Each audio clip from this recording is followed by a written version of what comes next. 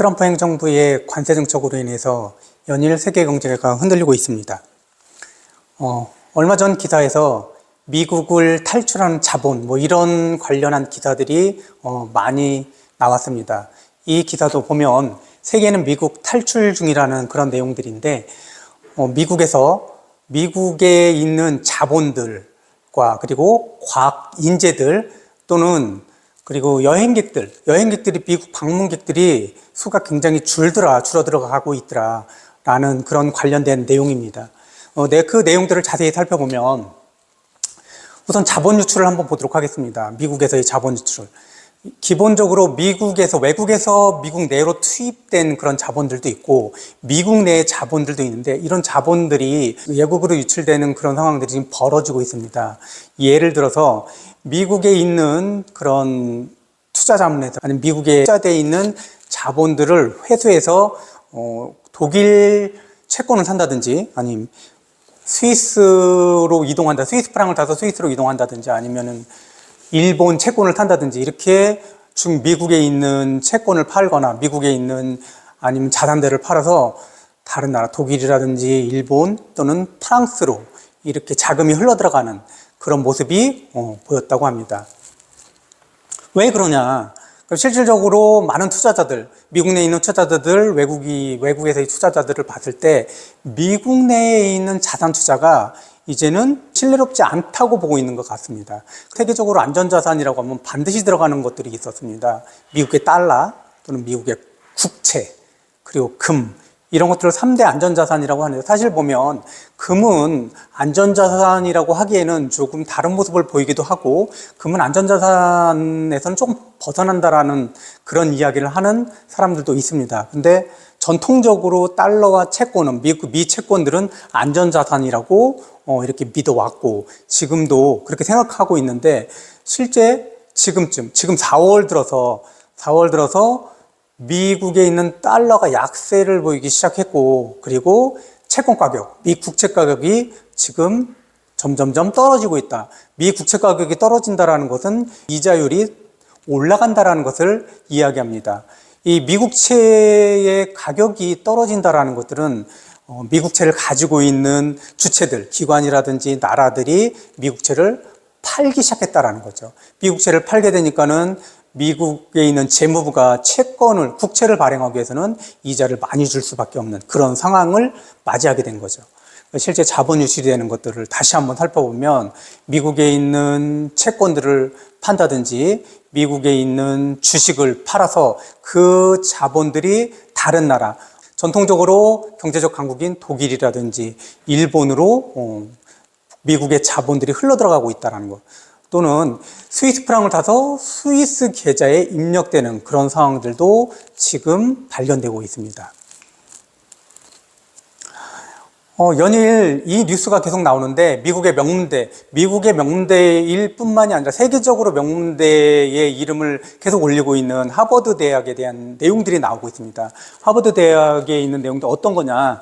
트럼프 행정부가 하버드 대학에 무엇을 요구했냐면 다양성, 포용성 이것들을 폐지해라. 다양성, 포용성이라는 건 뭐냐면 하버드 대학교에서 외부인 학생들을 받아들일 때 또는 직원들을 채용할 때 실적이 중심이 돼야지 성별이라든지 인종이라든지 다른 여타의 것에서 차별을 두지 않아야 된다는 그런 원칙인데 그렇게 하지 말라라는 거예요. 그런 다양성, 포용성에 대한 것들에 대한 정책을 폐지해라.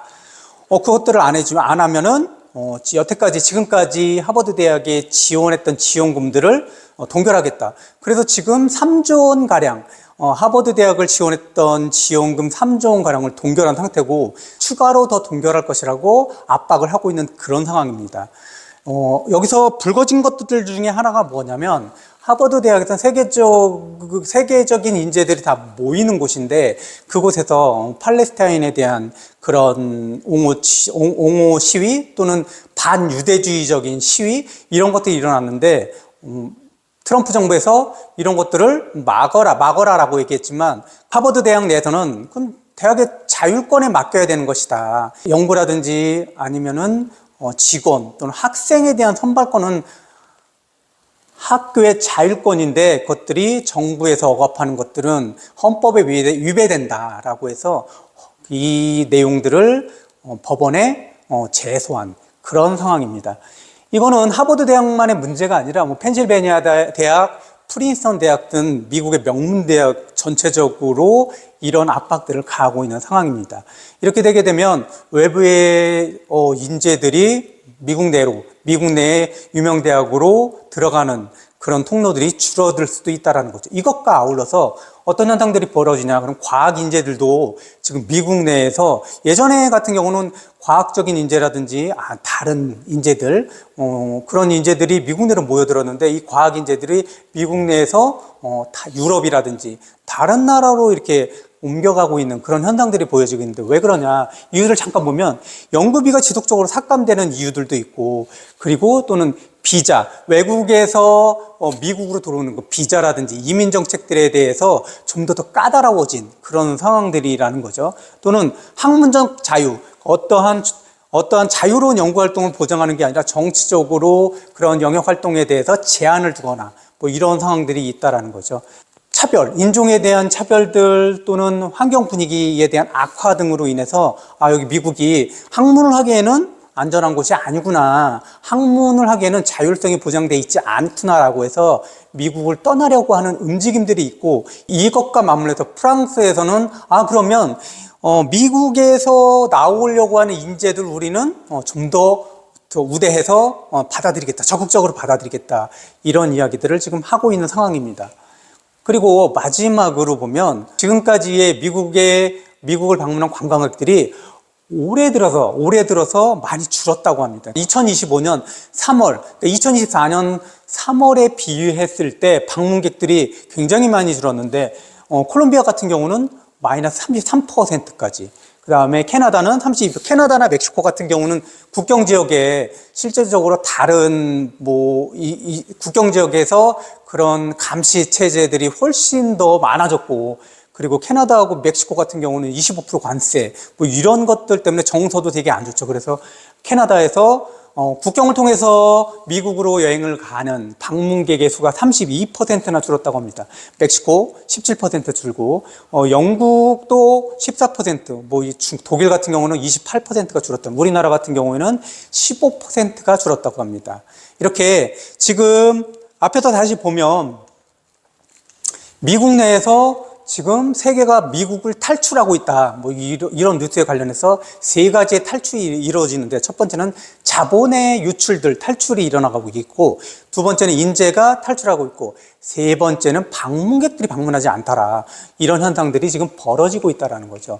미국의 관세가 세계적으로 변동성들, 그리고 경제적으로 불확실성을 굉장히 많이 제공하고 있어서 미국 내에서도 굉장히 많은 문제들을 야기한다. 그중에 이런 자본 유출이라든지 각 인재에 대한 유출이라든지 아니면 방문객의 감소, 이런 것들은 미국 내에서도 큰 문제로 대두되고 있습니다.